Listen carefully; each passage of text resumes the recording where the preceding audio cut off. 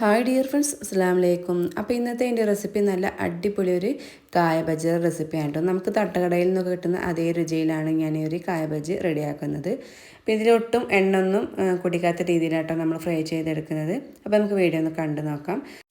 അപ്പോൾ ഇതുണ്ടാക്കാൻ ആവശ്യമായിട്ടുള്ള പച്ചക്കായനെ എടുത്തില്ല കേട്ടോ. അപ്പോൾ ഇത് കടയിൽ നിന്നൊക്കെ വാങ്ങാൻ കിട്ടും. നമ്മൾ കായ ബജിക്കുള്ള കായ പറഞ്ഞെങ്കിൽ കിട്ടും കേട്ടോ. അപ്പോൾ അത് ഞാനിവിടെ ഒരു 3 എണ്ണമാണ് എടുത്തിട്ടുള്ളത്. ഇനി നമുക്കിതിൻ്റെ തൊലിയൊക്കെ ഒന്ന് കളഞ്ഞെടുക്കണം കേട്ടോ. അപ്പോൾ തൊലി ഞാൻ ഇതുപോലെ ഒന്ന് കട്ട് ചെയ്തിട്ട് എടുക്കുന്നുണ്ട്. വേണമെങ്കിൽ നമുക്ക് പില്ലർ വെച്ച് ജസ്റ്റ് ഒന്ന് ഇതിൻ്റെ മേലെ ഒന്നിങ്ങനെ പീൽ ചെയ്തെടുത്താലും മതി കേട്ടോ.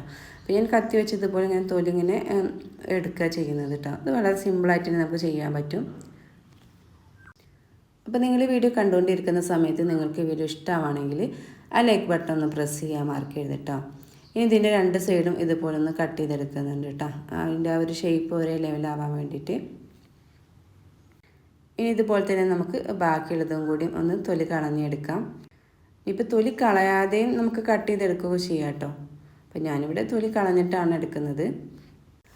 ഇനി നമുക്ക് ഈ ഒരു കായൊക്കെ ഒന്ന് കട്ട് ചെയ്തെടുക്കാം. അപ്പോൾ ഇതുപോലെ വെജിറ്റബിൾസ് കട്ട് ചെയ്യുന്ന ഒരു സ്ലൈസർ ഉണ്ടെങ്കിൽ അതാണ് നല്ലത്. നല്ല നൈസായിട്ട് നമുക്ക് കട്ട് ചെയ്തെടുക്കാൻ പറ്റും. പിന്നെ അല്ലെങ്കിൽ നമുക്ക് കത്തി വെച്ചിട്ടാണെങ്കിൽ നല്ല നൈസിൽ തന്നെ കട്ട് ചെയ്തിട്ട് എടുക്കാം.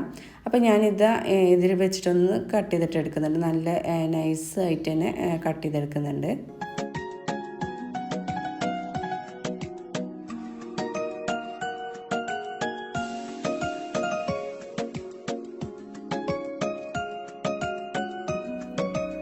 ഇനിയിപ്പോൾ അതുപോലത്തെ സ്ലൈസർ ഇല്ലെങ്കിൽ ഇതുപോലെ നമുക്ക് കത്തി വെച്ചിട്ട് ഇതുപോലെ നൈസായിട്ട് ഇങ്ങനെ കട്ട് ചെയ്തിട്ട് എടുക്കാം കേട്ടോ.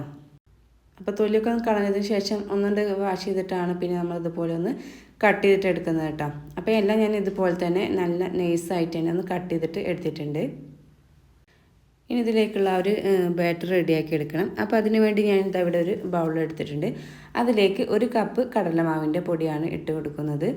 ഇനി ഇതിലേക്ക് ഒരു 1/4 കപ്പ് അരിപ്പൊടിയും കൂടിയും ചേർത്ത് കൊടുക്കുന്നത് നമ്മുടെ ഒരു ബജ്ജി നല്ല ക്രിസ്പിയായി കിട്ടാൻ വേണ്ടിയിട്ട്. അപ്പോൾ നമ്മൾ വറുത്ത പൊടി വറുക്കാത്ത പൊടി ഏതായാലും കുഴപ്പമില്ല കേട്ടോ. നമ്മൾ പത്തിരിക്കും ഇടിയപ്പത്തിനൊക്കെ എടുക്കുന്ന ആ ഒരു പൊടിയാണ് എടുത്തിട്ടുള്ളത്.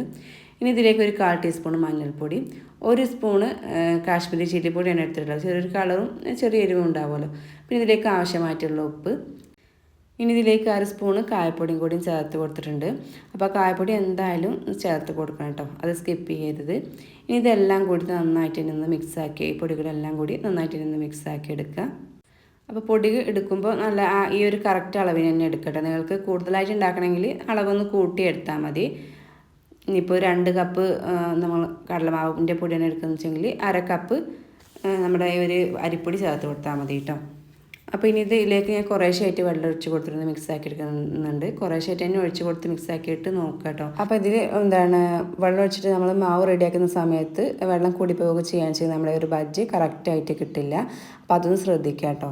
അപ്പോൾ മാവ് നന്നായിട്ടൊരു 4-5 മിനിറ്റോളം ഇതുപോലെ നന്നായിട്ട് തന്നെ മിക്സാക്കി എടുക്കട്ടെ. അപ്പോൾ നല്ല സോഫ്റ്റ് ആയിട്ട് കിട്ടുള്ളൂ. അപ്പോൾ നമ്മൾ ഒരു സ്പൂൺ എടുത്തിട്ട് ഇതുപോലെ മാവിലൊന്ന് മുക്കി നോക്കാം കേട്ടോ. അപ്പോൾ നമുക്ക് ഈ ഒരു മാവിൻ്റെ കറക്റ്റ് അറിയാൻ പറ്റും. ആ ഒരു സ്റ്റീൽ കാണാത്ത രീതിയിൽ കോട്ടിങ്ങായി നിൽക്കുന്ന ഒരു മാവ് കേട്ടോ. ഇനി നമ്മൾ ഫ്രൈ ചെയ്യുന്ന തൊട്ട് മുന്നായിട്ട് ഒരു 2 പിഞ്ച് അപ്പസോഡയും കൂടി ചേർത്ത് കൊടുക്കട്ടെ. സോഡാപ്പൊടിയും കൂടി ചേർത്ത് കൊടുത്തിട്ട് ഒന്ന് മിക്സ് ആക്കി എടുക്കുന്നുണ്ട്. അപ്പോൾ സോഡാപ്പൊടി ചേർക്കുന്നതിന് മുന്നായിട്ടാണ് നമ്മൾ ഈ ഒരു മാവ് നന്നായിട്ട് മിക്സ് ആക്കി. സോഡാപ്പൊടി ചേർത്ത ശേഷം ഒരുപാടിട്ട് മിക്സ് ആക്കി എടുക്കേണ്ട ആവശ്യമില്ല. ഇനി നമുക്കിത് ഓരോന്നായിട്ട് ഇതിലേക്ക് ഒരു മാവിൽ മുക്കിയിട്ട് ഒന്ന് ഫ്രൈ ചെയ്തെടുത്താൽ മതി. വളരെ സിമ്പിളായിട്ട് തന്നെ ഉണ്ടാക്കിയെടുക്കാൻ പറ്റിയ ഒരു റെസിപ്പിയാണ് കേട്ടോ. നല്ല ടേസ്റ്റുമാണ്. അപ്പോൾ തട്ടുകടയിൽ നിന്നൊക്കെ കിട്ടുന്ന ആ ഒരു രീതിയിൽ തന്നെ നല്ല ചെറിയൊരു ക്രിസ്പി ആയിട്ടും പിന്നെ നല്ലത് മാവൊക്കെ നന്നായി പൊങ്ങിയിട്ടുണ്ടാവും കേട്ടോ. അപ്പോൾ അതുകൊണ്ട് തന്നെ നല്ല കാണാനും നല്ല ഭംഗിയാണ് കേട്ടോ. അപ്പോൾ നല്ല ചൂടായ എണ്ണയിലേക്ക് വേണ്ടിയിട്ട് ഇട്ട് കൊടുക്കാൻ വേണ്ടിയിട്ട് പിന്നെ ഒന്ന് ഫ്ലെയിം കുറച്ച് കൊടുത്താൽ മതി. എന്നിട്ടൊന്ന് ഫ്രൈ ചെയ്തെടുത്താൽ മതി കേട്ടോ. അപ്പോൾ ഒരുപാട് സമയത്ത് കുക്ക് ചെയ്യേണ്ട ആവശ്യമൊന്നുമില്ല. പെട്ടെന്ന് തന്നെ ആയി കിട്ടും. അപ്പോൾ നല്ല അടിപൊളി ഒരു കായ ബജിയുടെ റെസിപ്പിയാണ് കേട്ടോ. അപ്പോൾ എല്ലാവരും ഇതൊന്ന് ട്രൈ ചെയ്ത് നോക്കാൻ മറക്കരുത്. എന്നിട്ട് നിങ്ങളുടെ അഭിപ്രായം ഒന്ന് കമൻറ്റ് ചെയ്യാനും കൂടി മറക്കരുത്. ഇനി നമുക്ക് 2 സൈഡും തിരിച്ച് മറിച്ചൊക്കെ ഇട്ടിട്ട് നന്നായിട്ട് ഒന്ന് ഫ്രൈ ചെയ്തെടുക്കാം. ഒരു ചെറിയൊരു ബ്രൗൺ കളറാവുന്ന രീതിയിൽ നമ്മൾ ഫ്രൈ ചെയ്തെടുത്താൽ മതി. ഇനി ബാക്കിയുള്ളതും ഇതുപോലെ തന്നെ നമുക്കൊന്ന് ഫ്രൈ ചെയ്തെടുക്കാം.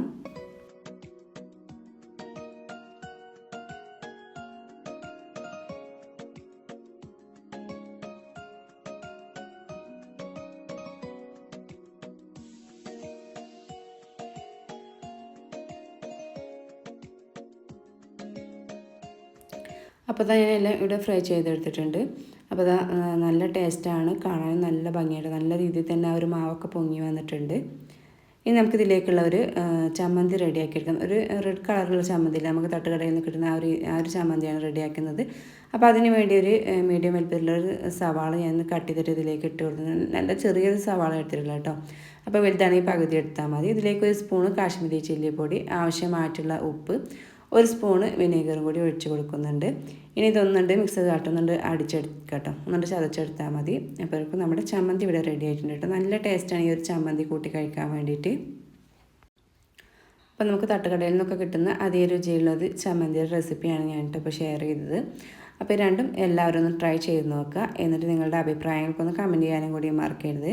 അപ്പോൾ എൻ്റെ വീഡിയോ ആദ്യമായിട്ട് കാണുന്ന കൂട്ടുകാരൊക്കെ ഉണ്ടെങ്കിൽ പ്ലീസ് ഒന്ന് സബ്സ്ക്രൈബ് ചെയ്ത് സപ്പോർട്ട് ചെയ്യുക. നിങ്ങൾക്ക് വീഡിയോ ഇഷ്ടമാണെങ്കിൽ ഷെയർ ചെയ്യാനും കൂടി മറക്കരുത് കേട്ടോ. ഇനി പുതിയൊരു നല്ലൊരു റെസിപ്പി വീഡിയോയുമായി വരുന്നത് എല്ലാവരോടും ബൈ.